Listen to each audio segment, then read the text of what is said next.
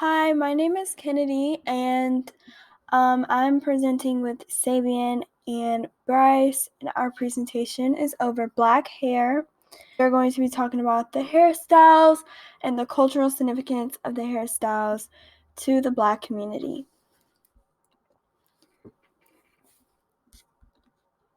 Why black hair is important. Black hair is more than just hair. Our hair and our hairstyles tell our story of royalty, slavery, and our strength. In pre-colonial Africa, complicated braided, twisted, and threaded style would be used to express our status. Whether or not you were married or if you had hit puberty, this was a very important part of our society. Next, I will be showing a video that gives some examples and really explains some historical significance and why our hair is really important to us. For centuries, our hair has been a way to express our creativity and culture. But imagine if it meant the difference between life and death.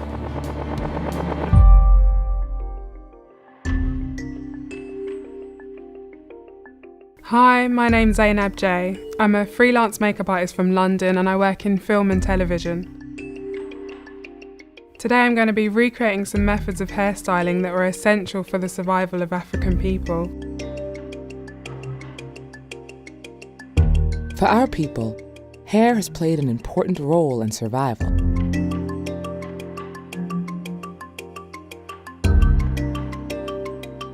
Our ancestors would place rice, seeds, and sometimes gold on the scalp between two sections of hair.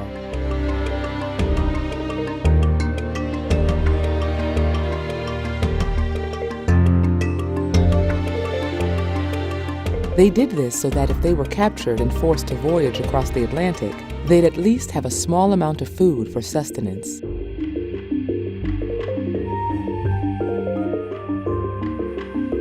The technique was also used if they were planning a brave escape. Seeds and gold could help them build their new life. Finding out that people hid food in hair was really a shock to me, but I also wasn't surprised because I don't think there's a style that is more meaningful than braiding. It's been used for so many reasons throughout African history. It makes the style even more meaningful, even more powerful, gives me even more of a reason to wear braids proudly.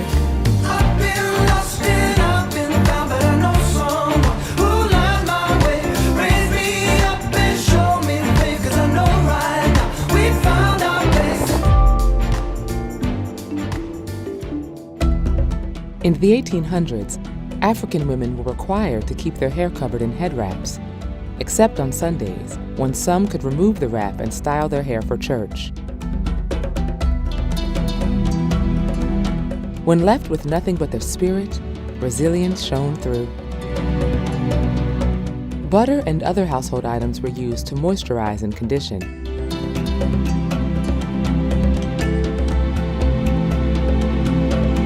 With no combs or brushes available, they'd use wool carding tools to comb through tangles.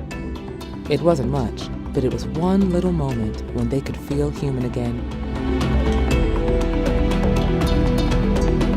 They'd even use bacon grease for hair care and protective styling.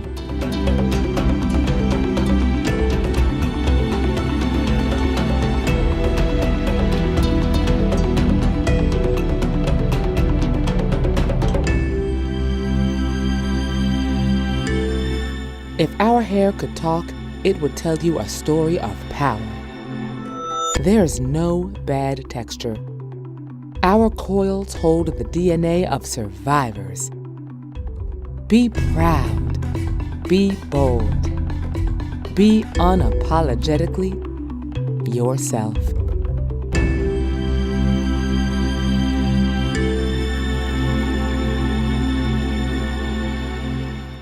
Discrimination against black hair. Throughout history, our oppressors used many forms of discrimination against our hair. from verbal discrimination to putting laws in place. Many use the texture of black hair to justify enslavement of Africans between the 16th and 19th centuries. During this time, they compared our hair to wool, which did lead them to saying that we are like animals or we are like livestock because our hair looks like wool. Another discrimination is the Tian laws. The Tian laws were passed in 1786 in New Orleans by Governor Esteban Rodriguez. Women in Louisiana were known to wear their hair in elaborate styles, attracting the attention of white men. So, in order to diminish the excessive attention to dress, which was said by Governor Esteban, they passed the Tian laws, which required Creole women of color to wear a tian, which was either a scarf or handkerchief, to cover their hair as a way to indicate that they belonged to slave class, despite the fact that some of these women were free. It was also to ease the jealousy that the white women had against black women. Another form of discrimination against black hair that is still relevant today is discrimination at the workplace and school. There is a link to a video if you guys want to watch that. Due to these discriminations, many women straighten or relax their hair so they won't have to deal or worry about some of the stigmas that comes with their hair in the workplace. Just a friendly reminder, don't touch our hair. Black hair comes in a diverse range of styles, lengths, and textures.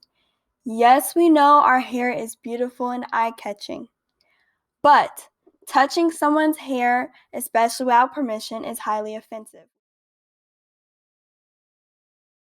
The barbershop to black men is not only a place to just get a haircut, but it is also a place to relax, talk, and feel that other people who look like you are experiencing what you are. The barbershop's importance is to give black men the chance to talk by blocking out factors of age, class, education, occupation, and many other things. Playing chess and cards is very common in most black barbershops. The purpose of a barbershop is to also get a haircut. There are many different styles, including taper fades, low, medium, and high fades, bald fades, and a lot more.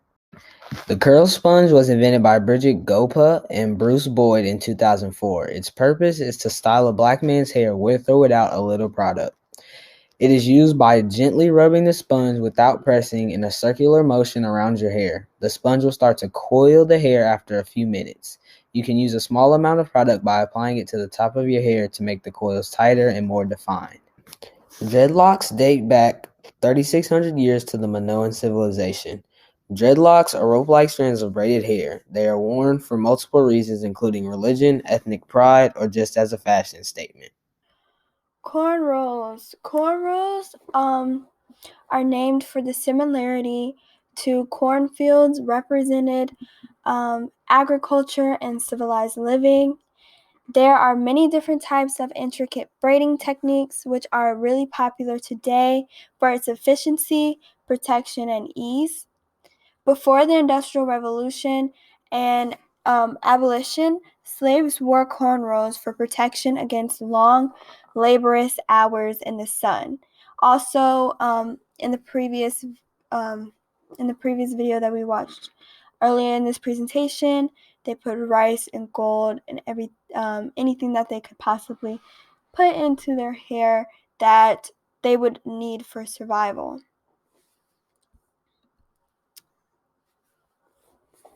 Next is braids. Let me move myself so you can see. Braids. In some African regions, braids defined your socioeconomic status. Additionally, the style of the braids you wore could symbolize something about you, if it was marriage status, age, religion, or wealth.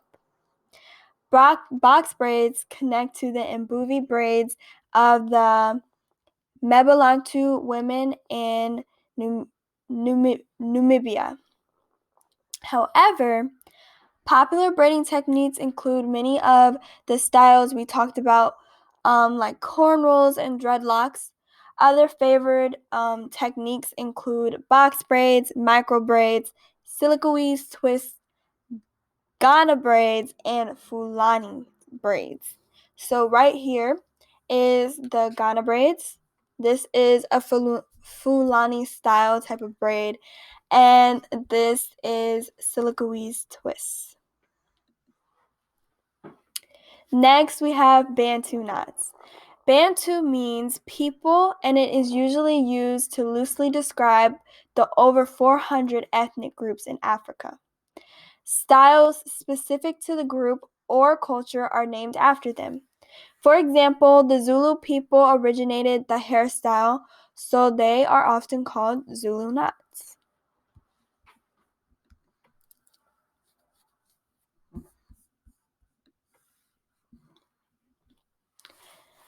Afros. The civil rights movement of the 60s brought back an emphasis on black hairstyles that were natural. They were a way to reject chemically damaging products that were used to make black hairstyles have more of a European look. Instead of the press and curl process popularized by Madam C.J. Walker, Black Americans wore their hair in afros as a sign of rebellion. Afros were seen as unprofessional in the 60s, 70s, and 80s because they didn't look the same as European hairstyles. With the rise of hip hop in the 70s and 80s, we saw shape-ups and fades become popular along with modern Afro type styles for men. Wigs. Okay. Wigs date back to ancient Egypt. At that time, it symbolized rank, religion, and social class in society. The more elaborate and long they were, the higher your wealth and status. They were created to protect hairless heads from the sun, as well as flying insects. Wigs were seen as essential luxury to those in power. Those who were in the upper class of ancient Egypt weren't allowed to wear wigs. If they were usually made from cheaper material like bamboo instead of human hair like the royals. That is the end of the presentation. Thank you guys for listening. I hope you guys learned some new things. If you guys have any questions, don't hesitate to ask anybody that you recognize in the presentation. Thank you.